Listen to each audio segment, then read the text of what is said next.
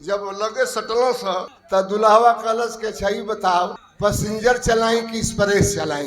कलश दुल्हवा की पैसेंजर चलाई कि एक्सप्रेस चलाई। दुल्हनिया कलश नहीं, अभी नट बोल्ट बहुत टाइट बा, पैसेंजरे चलाओ। पैसेंजर शुरू कैलस, पैसेंजर में धीरे धीरे ना लागल। दुल्हनिया कलश देखबा पैसेंजर में मजा नहीं खाव तनी एक बार एक्सप्रेस चलाओ। एक्सप्रेस चलावे शुरू कैलस, उठा बैठी बुढ़वा कलश जाए सार। जौले पैसेंजर चलौला तौले तो ठीक रहल है। अरे ससुरा जवन एक्सप्रेस चलौले कि जड़ा में बैल के हम कहाँ खोजे खातिर के जाए। निकरा पार्टी में एक आदमी खड़ा भइल, फिर उठला बैठला। एक मतलब प्रजापति रहला। एगो बात हमके याद आ गई। एगो गांव में एगो लड़का रहल, बियाह भइल, एकरी बाद ओकर गवना भइल। अच्छा ए घड़ी बियाहे होता मेहरारू के विदाई हो जाता। पहले के जमाने में बियाह होखे बस मजा 5 बरिस की बात गवना हो। हो बोले तो हमके मर गए बोले पकड़ तोने लो बोले जे बताओ बोला बोला 3 बरिस पर गवना होके 5 बरिस पर 7 बरिस पर 9 बरिस पर 11 बरिस पर। अरे वाह, कितना त्याग रहलो लड़की के। पूरा तो ब्याह के बाद इतना दिन तक कितना संतोष करके रहे। वो एगो जमाना रहल।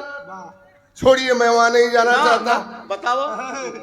वो लड़का रहल, बियाह भइल, गवना भइल, ओकर मेहरारू घर में आई। ओकर माई बाबू बहुत गरीब रहल। इनके उठला बैठला पे बात हमके याद आ गई। अब एक ही मड़ई रहल, बूढ़ा बूढ़ी वही मड़ई में रहत रहलन।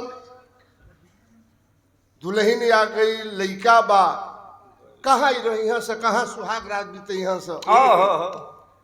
बुढ़वा का कैलस के एगो फटलाहे धोती रहल, वो पलनिया की बिचवा में मड़ैया के ले जाके वो धोतिया से गिर दिया। एक और हमनी के बूढ़ा बूढ़ी रह जा, एगो बैल रहे, वो बैला के अपने और बूढ़ा बुढ़िया बांध दिया उन्हें छोड़ दिया। गरीबी के ही दिन है। पानी पर ना बात मेरी सुननी से लाड़ चाटे लगो जो बीच में जो हम पहले सुनो।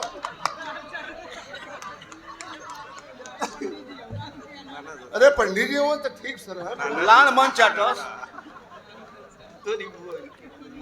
धोती से घेर देना बूढ़ा बूढ़ी। एक और बूढ़ा बूढ़ी सुत गईला, अब बैला के बांध देला। धोतिया में तनी छेद रहल।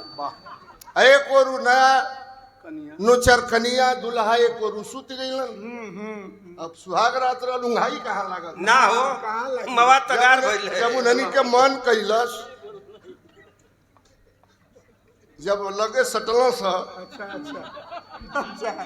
त दुल्हवा कलश के छई बताओ पैसेंजर चलाई कि एक्सप्रेस चलाई। देखा साला सुहाग रात में वो पूछा था।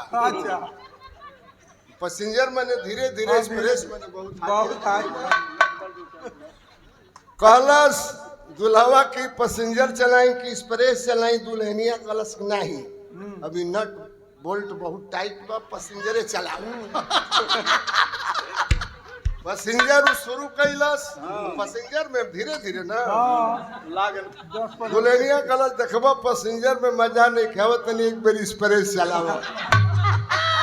तो एक्सप्रेस में अब जोर लागी। अब एक्सप्रेस चलावे शुरू कैलस, उठा बैठी तर ताबुर शुरू कैलस। तो वही छेदवा में है बैला ताकत रहे।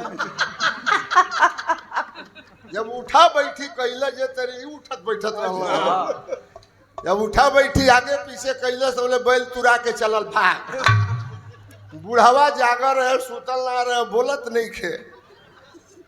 बैल तुरा के भाग के चलल। रात के जड़ा के दिन रहल। बुढ़ावा कल जाए सार। जौले पैसेंजर चलौला तौले तो ठीक रहल है। अरे ससुरा जवन एक्सप्रेस चलौले कि जड़ा में बैल के हम कहाँ खोजे खातिर के जाए। देखा जहाँ पैसेंजर के काम लगल वही पर काम लेवे के चाहिए। एक्सप्रेस बनला के बाद काम गड़बड़ा जाएगा।